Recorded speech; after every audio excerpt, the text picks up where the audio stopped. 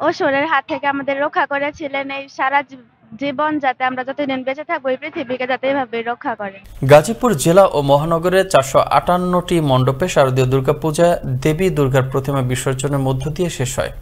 মঙ্গলবার দশমীর প্রতিমা বিসর্জনের পূজা অর্চনায় সম্মিলিতভাবে বাদ্যযন্ত্রের তালে তালে ও পূজা অর্চনার মন্ত্র পাঠের মধ্য দিয়ে শুরু হয় বিজয়ার শোভাযাত্রা। দেবী দুর্গাকে বিদায়ের আয়োজনে উপস্থিত হন হিন্দু ধর্মাবলম্বী হাজার হাজার নারী পুরুষ।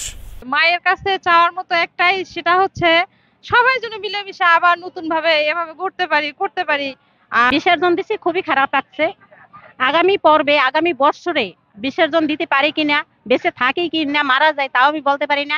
এই আনন্দ উপভোগ 5 দিন যাবত আমরা করে আজকে যে আমরা বিসর্জন দিচ্ছি অনেক অনেক খারাপ লাগছে। অসুরের হাত থেকে আমাদের রক্ষা করেছিলেন। এই সারা জীবন যাতে আমরা যতদিন বেঁচে থাকবো এই পৃথিবীকে যাতে এভাবে রক্ষা করেন।